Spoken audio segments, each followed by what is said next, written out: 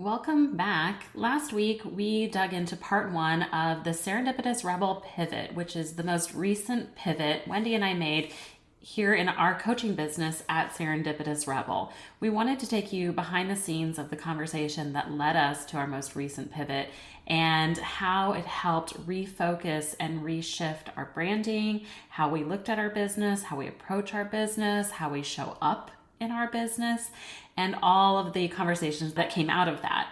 So without further ado, here is part two. But if you haven't checked out part one, you're going to want to pause this and go back and check it out. So without further ado, welcome to this week's episode of the Serendipitous Rebel podcast.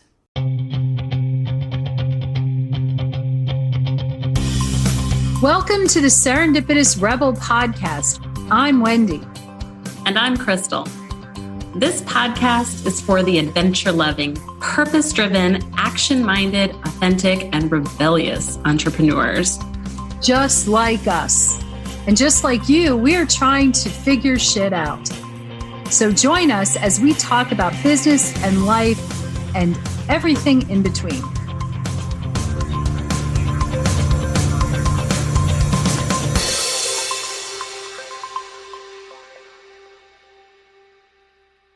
And it's interesting. One of the things that we also talked about in terms of, I think it sort of became a side, like a sidebar to the conversation. But the fact that what does it take to show up every day is confidence. Yeah. But one of the things that it takes to actually even go down this path to begin with, to even dig into your purpose and dig into becoming an entrepreneur and having flexibility and earning money, is the whole concept of you need confidence, and you really need, maybe it's even just an initial dose of chutzpah. You get the best words. But yeah, an initial push. And that we've found that, a lot of entrepreneurs look and see entrepreneur wannabes, or, who truly want this lifestyle, this flexible, being of a lifestyle entrepreneur, but see, I think that this says it's easy, or this says it'll be inexpensive to make money, and this will be, and I guess I'm interjecting two separate topics here, but I think that my mind is working faster than my mouth right now. It's the story of my life. Scary. But the whole thing is that it's sort of like a chicken before the egg kind of thing, where you need a certain amount of confidence to get moving, and to get moving in the right way.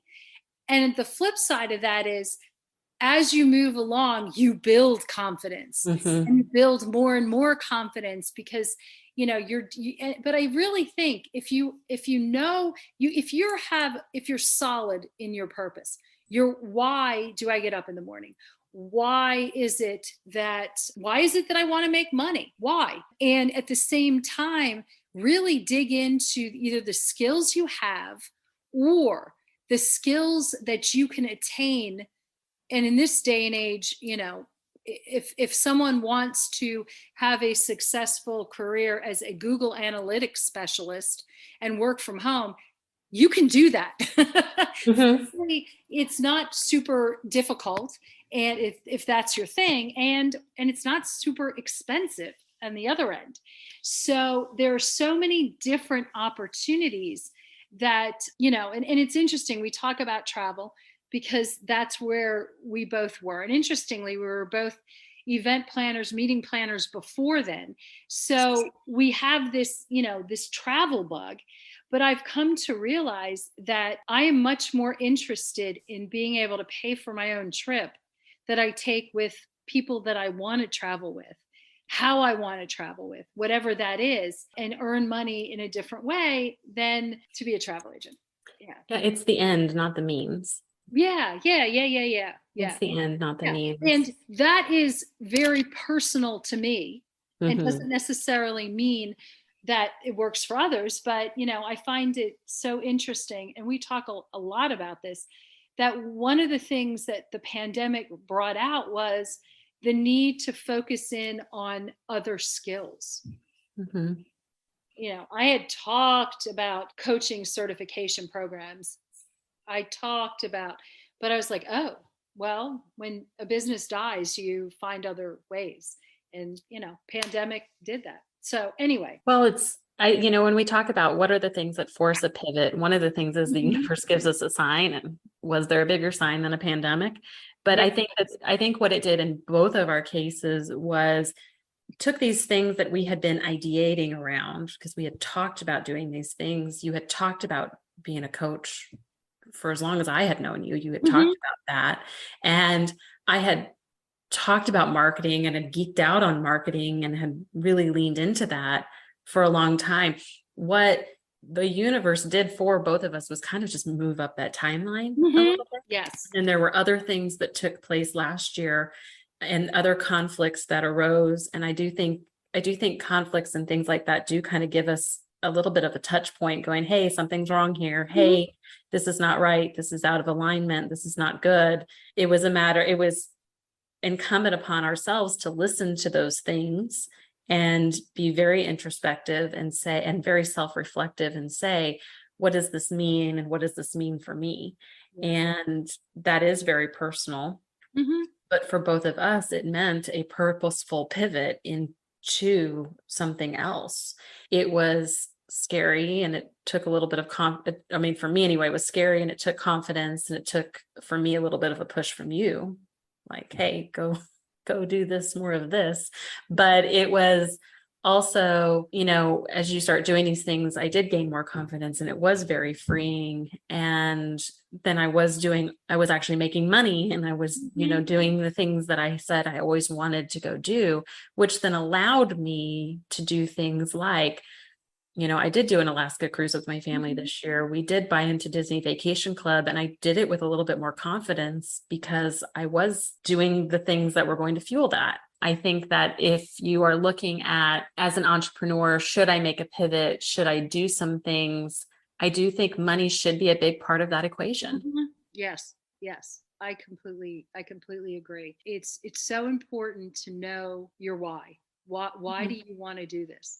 What is important? Yes, it's looking at your skill set and saying, what can I do? But really, ultimately, why?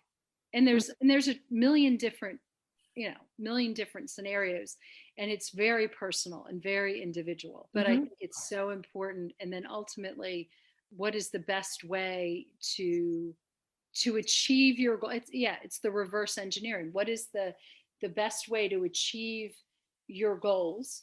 How do you do that? And I think that it leads to a greater chance of success.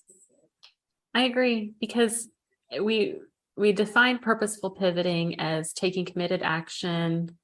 What was it? Connecting with what matters and taking committed action to make a bigger impact in your world. How do you make an impact in your world? A lot of times, guys, it does take money, because it either takes money to free up your time so that you can do the volunteer or do the other good things, or sometimes it takes you writing a check, to causes or to things that are important to you, or it takes money to do the traveling that you want to do or to live a certain lifestyle. It just takes money. And acknowledging that is a very scary thing. Like you said, it's a very vulnerable thing, but it's a very freeing thing to really realize that at the same time too. And if you can bring into alignment, and I think we're so fortunate to bring into alignment our goals and our strengths into a job that allow us to do the things we want to do in the world and leverage our gifts and our strengths and make that impact. Because at the end of the day, when we coach clients, we're not coaching them. I mean, we would like them to be better versions of themselves and we'd like them to feel good about themselves, but we also want our clients to make money too. Yeah, exactly. And, the whole thing about money is, and I think we talked about this as well, is that while money matters, it's really profit. Yes. Oh, And yeah. Let's clarify. yeah, Yeah. so one of the things that we find, and unfortunately, I would say frequently, is that you spin your wheel, you spin your wheel, you spin your wheel, and you're barely breaking even. And when it comes down to when you look at it, you crunch the numbers, you realize working 40, 50 hours a week for really a limited amount of money. And when you're looking, you're like, how is it that I make $2.50 an hour? Mhm. You know, honestly, you could work at, if that were me, I'd probably be working at Target and earning the employee discount and being quite quite happy. Quite happy. Oh, the Athleta discount. The Athleta discount. Yeah, exactly. And the thing is that, so it really is also, a lifestyle entrepreneur is earning the amount of money that she wants to earn, and that could be 20,000 a year, that could be $100,000, 200,000, whatever fits into, well, her lifestyle. And at the same time, it's also taking into consideration, how many hours do you want to work? Mhm. Can you from the get-go put the systems in place without necessarily having the money right away? If you can put out what it costs to say, have, I don't know, let's just say Funnel Gorgeous for a year. Wow, Mhm. that buys you a lot of A lot of runway. time. A Yeah. lot of A lot runway. of runway. Yeah. And yeah, it's just, and it's so I think that all of this is adding also a bit of a realistic touch to this that I really Huh. needed. I really needed 2 weeks ago, and it's carried me through to today. Well, because it tells you, like you said, what's the runway? How much money do we want to make? Can Mm-hmm. we realistically do that only working 5 hours a week? Mm-hmm. Yep. Okay. And so really, if we can't do that working, the 20 hours that we would like to work, Yeah. okay, then realistically, we need to pay somebody to fill in the gaps here, Right. Right. which is going to take away from our runway a little bit. And okay, so we have to budget in for those things. Let's put in the number into the fancy spreadsheet and say, okay, if we can at most pay somebody X number of dollars to do our social media, to write our newsletters, or to help edit these podcasts, shout out to Suzette, we love you. And and shout out to Mallory, we love you too. But if we're going to bring in those people of the world to give us the Yes. freedom to do things because we are prioritizing things in our personal lives, how do we do that? And it does take some very real conversations about, Mm-hmm. I have some things going on in my personal life at home that's meaning that Wendy's got to take a little bit more of the load of looking at different things or doing interviews and things like that. We had to have those conversations. It's a matter of really asking yourself, how much time are you going to commit? How much can you realistically bring in? Does your business model serve that? We find so many times that people start with a business model that does not serve those things. Yes. And Yes. one of the exercises we did with our clients was the container exercise. And a container is defined as what's your business model? So is it a membership? Is it one-on-one coaching? Is it group coaching? Is it a digital product? Is it whatever? And we do this exercise with our clients that kind of ask them, how much time do you want to spend in your business? How much content do you like to create? How much support do you have? How much startup money do you have? And it gives you a visual very quickly of, does this container, do the realistic expectation, does the reality match the expectations? And sometimes, and I know in the case of one set of our clients who thought they wanted to do one-on-one coaching, the reality is when we really started asking them the questions, they didn't want to do that at all. Well, and that's because there's an expectation that there's specific path that we're expected to take as entrepreneurs. And the more I dig in and the more I learn, the more I realized that, for many people, less is more. that really focusing in on even one, it doesn't have to be the complete diversity of the plate. Mm-hmm. It doesn't have to be everything. You don't have to have a little bit of this and a little bit of that, because sometimes when your focus is spread out so much, you really aren't focusing on what you need to focus on. It's Wow. true. Yeah.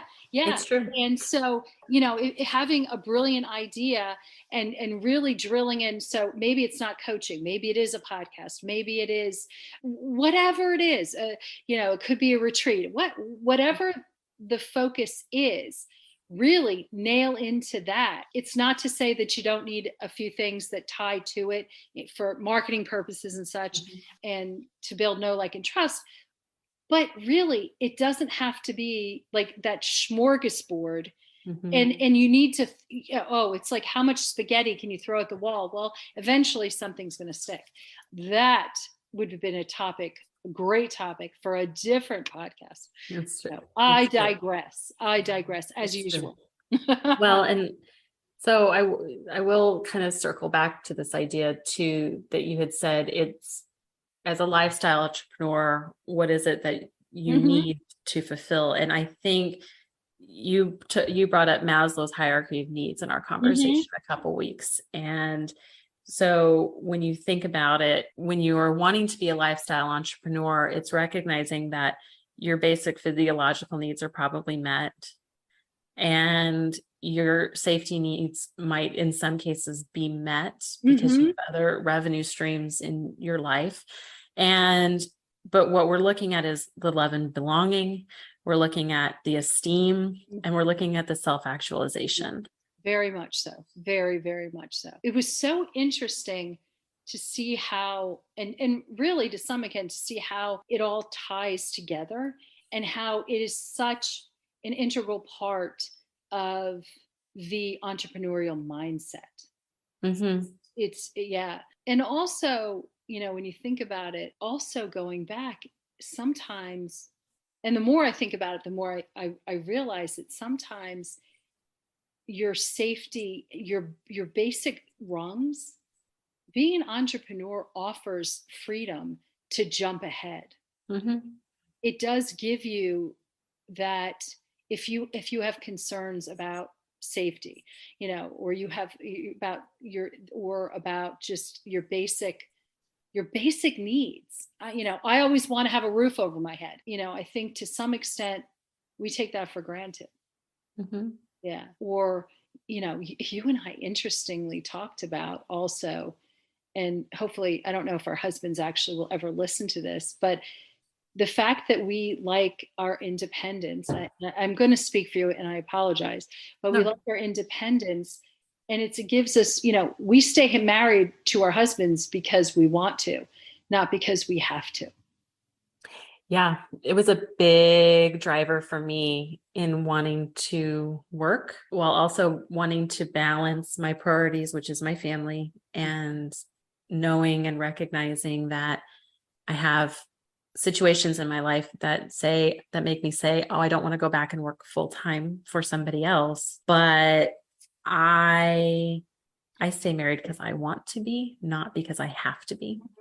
I have skills that I have gained in entrepreneurship that I could leverage to either go work for someone else or to scale what I do now and work a lot more if I had to. So if something happened to our marriage, or the more likely thing being, not likely that it's going to have, something's going to happen to him. I did not mean to put that into the universe, but like, I'm just saying that more likely something would happen to him before something would happen to my marriage. But anyway, but, if something did happen to him and I needed to be financially independent, I could do that. I know I could do that. So I don't stay married because I feel stuck or because I am not sure how I would survive without him. I'm very appreciative of what he provides for this family, but I work because I want to make a little money on my own. I like to sharpen my skills, and I like to have skin in the game. I like working with you because of the camaraderie that we have. It's really fun. And I value our friendship and our relationship. But I I work because of my ego a little bit, and I work because of my own little a bit of self-worth that Mhm. is driven and tied up into this. And it's a little bit of that self-actualization and that desire, like you had said at the very beginning, to not Mhm. be invisible Yeah. and to be seen in Mhm. my own right as having value and skills here that I can contribute. Yeah. And I know that Craig has said this, Brandon has said this. Sometimes he's listened to our conversations because I will be voxing with you in the background. Yes. And he's like, wow, you guys are like really smart. But they're like not in a, but it sounds more condescending than it is, but it's like he's very impressed with us, to be Well, honest, of yeah. like, you guys have like real points here and very like Mhm. Yes. driven things that you guys talk about. And I'm like, well, yeah, like these are just like normal Tuesday conversations Yeah, with Wendy. exactly. Well, yeah. But And that's exactly right. Because Craig, and I guess in Craig's case, he's been privy to conversations that are not actually that are the two-way conversations because we're mhm, driving. mhm, Yeah, and he routinely comments, you really, and he actually says, you really have a good time with this. And when he means by that is it's intellectually challenging. mhm, This is stuff, that does light a fire. Yeah. mhm. And that's really and I think that's very important. Very important. Yeah. And so, when we were talking about this 2 weeks ago, so all that self actualization is important. We can't keep doing this at Serendipitous Rebel if it's not making money, though. I No. mean, otherwise, No. we would just have a podcast for a very low dollar amount a month and we would just play and have fun, which, Yeah. may happen one day. But as so far as we have people like Suzette and Mallory to pay, so long as we would like to keep paying ourselves. And so long as we have Mhm. all this other overhead of Funnel Gorgeous, which is, tremendously fun to play in, but it is a tool that costs Mhm. money. Yes. And to pay those bills, I have to bring money in. And to continue to do all those things, money has to be a priority for it. So we keep we keep that very focused and very top of mind now. And I think that we danced around that topic for a very long time and never really said it out loud that money was the priority. Yeah. And I think it was a little bit to our detriment. Yeah. And I found it particularly interesting because if we look at the way we work with our clients, it's again, do as I say, not as I do. We always talk about that. And what we say by the runway is how much generally time it's really money and or time do you have where you either need to pull the plug or take off. You've hit the end of the runway and it's like I either have to fly or I just have to say this isn't going to work. And for a lot of people, they have no idea what their runway is. And it doesn't have to be, and a runway could be 5 years from now. A runway doesn't mean, oh, I only have a week left, because if you're at that point, there's a lot of other things. You've hit the end of your runway. It's time to Yeah, be done. exactly. And we are very, I entered the entrepreneurial world. No one ever mentioned the word about a business plan, and I have a business degree, and I had to do a lot of business plans in college, and it just is like, wait a second. But we work with our clients. We have now it's a 1-page business plan. It's not Yeah. that you're going to submit to a bank for massive financing, but at the same token, it's a clear picture of this is what I want to do. This is how much it's going to cost to get going. This is how much I want to make. It just sort of condenses and puts things into a clearer focus. And we also talk about the fact that we do meet monthly with our accounting person who doesn't just show us numbers, but helps to say, well, let's do some reverse engineering. Mhm. If you want to bring in X amount and you haven't, if you've hit your goal, yay. If you haven't, you might want to consider X, Y, Z. And Mhm. having those open conversations and clear conversations. And it's not contorting numbers and doing all sorts of crazy frou-frou stuff. It's really just very simple cash flow that, Yeah. yeah, that has, so, I mean, we did some of that and we have been doing some of that, but I think that really taking a good look, and it started with, you know what, I'm not sure our purpose, I'm not sure my purpose is aligned right now. And why don't I feel like I should, be more enamored, and not enamored is the wrong word. Why should I not feel more like my every breath has to during the workday has to do with this? Why do I feel that it's okay to work out? Or yeah, I don't. Well, It's interesting. and it is okay to work out, but I think it is like, okay, what gets us excited to show up for work? And for us, co-working is like a really big thing for us, and we like to co-work to each other. But okay, why are we co-working? What is it that we're trying to accomplish here? What it is that we're putting out there? What is it that we want to do? And because there are days in entrepreneurship, guys, you don't want to show up. Like, yeah, it was a Monday today. I was tired and I didn't really want to do this, but it was the camaraderie. It was the, hey, we have this scheduled. We need to get this podcast recorded. We need to get this done. Why are we recording this podcast? So that we can keep growing our audience. And, it's a marketing strategy for us. And can we keep putting our information out there and creating our content out there? It gives Mallory content to repurpose later. And then why do we do that? Because we want to bring more clients into our world so that we continue to do the things that we want to do. And if you don't have all of those dots connected, it's really easy to slough off and just keep watching season 4 of Virgin River. Oh, I'm behind on my Chesapeake Shores episodes at this point. Yeah. But I think when it comes to being an entrepreneur, you can probably pick you could pick anything that you can, that your skills work for. So did we have to decide we wanted to work with female entrepreneurs who want to create the life that she wants by making money? Well, no, we could have picked something else. We did pick this because it does light a fire. Because it really is not only a reflection of ourselves, but also this is really what we are passionate about.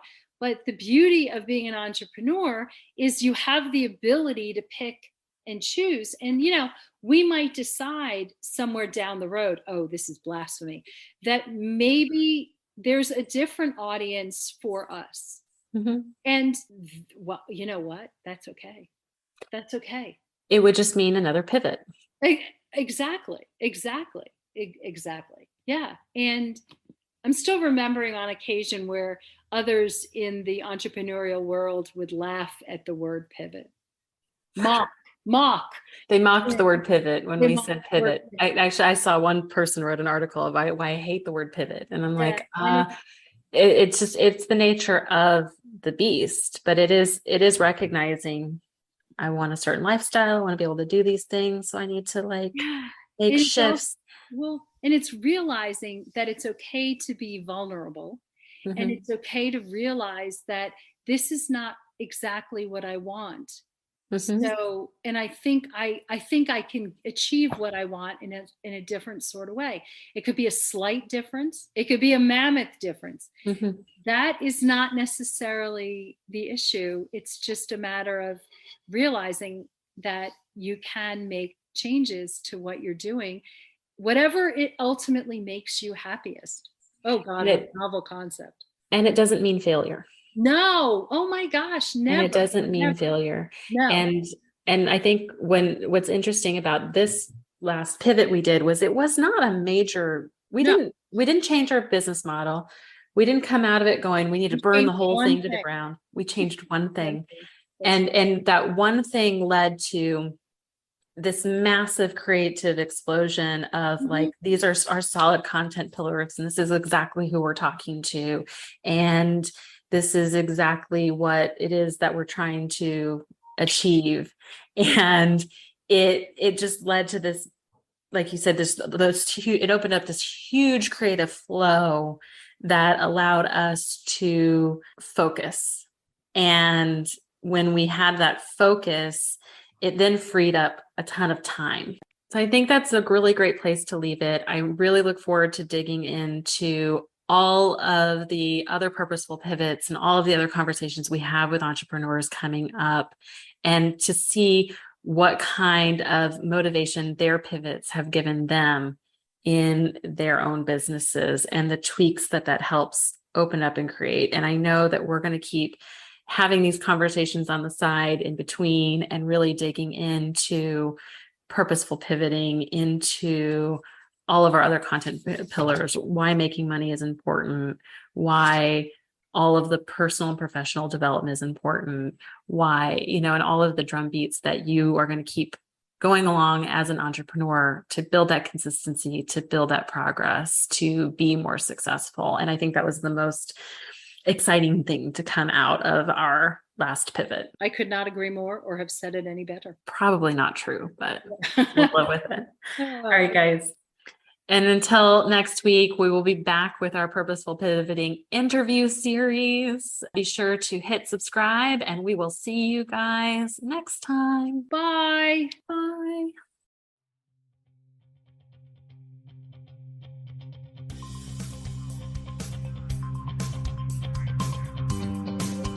Thanks for listening. Be sure to subscribe and leave us a rating. But only if you liked it. Otherwise, just keep it to yourself. You can learn more about our upcoming masterminding opportunities on our website at serendipitousrebel.com. And if you have topics you'd like to hear about, be sure to submit them on our website or DM us on social media.